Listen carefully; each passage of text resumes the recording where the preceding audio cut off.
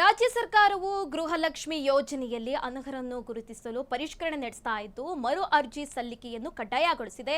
ಮೃತಪಟ್ಟವರ ಹೆಸರಿನಲ್ಲಿ ಹಣ ಡ್ರಾ ಆಗ್ತಾ ಇರುವುದು ಮತ್ತು ಆದಾಯ ತೆರಿಗೆ ಪಾವತಿದಾರರು ಗೃಹಲಕ್ಷ್ಮಿ ಯೋಜನೆ ಸೌಲಭ್ಯ ಪಡ್ತಾ ಇರುವುದು ಸಮೀಕ್ಷೆಯಲ್ಲಿ ಬೆಳಕಿಗೆ ಬಂದಿದ್ದರಿಂದ ಈ ಪರಿಷ್ಕರಣೆ ಮಾಡಲಾಗ್ತಾ ಇದೆ. ಈ ಬಗ್ಗೆ ರಾಜ್ಯದ ಹಲವೆಡೆ ಗೃಹಿಣಿಯರು ಹಲವು ಅಭಿಪ್ರಾಯಗಳನ್ನು ವ್ಯಕ್ತಪಡಿಸಿದ್ದಾರೆ. ರಾಜ್ಯದ ನಾರಿಯರು ಏನಂತ ಹೇಳ್ತಿದ್ದಾರೆ ಬನ್ನಿ ನೋಡ್ಕೊಂಡ್ ಬರೋಣ. ಮಾಡ್ಬೇಕು ಅಂತ ಇದೆಯಲ್ಲ ಸರ್ ಅರ್ಜಿ ಹಾಕೋದು, ಅದೇ ಅದೇ ಕಾರಣಕ್ಕೂ ಮಾಡೋದ್ ಬೇಡ ಸರ್. ಈಗ ಸರ್ಕಾರ ಹೆಂಗೆ ಅಂದ್ರೆ ಮರುಪರಿಶೀಲನೆ ಮಾಡಿ, ಈಗ ಸರ್ಕಾರ ಏನ್ ಹೇಳಿದ್ರು ಅಷ್ಟು ಗ್ಯಾರಂಟಿಗಳು ಅವು ಈಗ ಸರ್ಕಾರ ಸಮಾಜ ಜನಗಳಿಗೆ ಹೊರಗೆ ತೆಗ್ದಾಕ್ಬೇಕು ಅಂತ ಇದ್ದಾರೆ ಸರ್.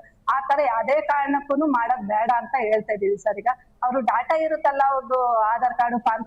ಈಗ ಗೃಹಲಕ್ಷ್ಮಿದು ಮತ್ತೆ ಹೊಸ ಅರ್ಜಿ ಮರುಪಾವತಿ ಮಾಡ್ಬೇಕು ಅಂತ ಹೇಳ್ತಿದ್ದಾರೆ. ಈಗ ಅವರವು Aadhaar card PAN card data ಹೊಡೆದ್ರೆ ಯಾರಿದ್ದಾರೆ ಯಾರು ಇಲ್ಲ ಅಂತ ಗೊತ್ತಾಗುತ್ತೆ. ಹೊಸ ಪರಿಶೀಲನೆ ಮಾಡೋದು ಬೇಕಾಗಿಲ್ಲ. ಇದು ಈಗ ಮತ್ತೆ ಹೊಸ ಮರುಪಾವನೆ ಮಾಡ್ಬೇಕು ಅಂದ್ರೆ ಕ್ಯೂನಲ್ಲಿ ನಿಂತ್ಕೊಂಡು ಬೆಳಗ್ಗೆ ಸಾಯಂಕಾಲ ಕೆಲ್ಸಕ್ಕೆ ಹೋಗೋದ್ ಬಿಟ್ಟು ಅದನ್ನೇ ಮಾಡ್ಕೊಂಡಿರಕ ದುಡ್ಡು ಬಿಟ್ಟು ಈಗ ಅರ್ಜಿ ಹಾಕಂತ ಹೇಳ್ತಿದಾರೆ. ಈಗ ಅರ್ಜಿ ಹಾಕೋದು ಅಲ್ಲಿ ಹೋಗೋದು ಇಲ್ಲಿ ಹೋಗೋದು ನಮ್ಮ ಕೈಯಲ್ಲಿ ಆಗೋದಿಲ್ಲ. ಈಗ ಮುಂಚೆ ಈಗ ಹೆಂಗ ಕೊಟ್ಟಿದ್ದೀರಾ ಅದೇ ತರನೇ ಇದು ಮಾಡ್ರಿ. ಈಗ ನಾವು ಅದು ಕೇಳ್ತಾರೆ, ಆಧಾರ್ ಕಾರ್ಡ್ ಕೇಳ್ತಾರೆ.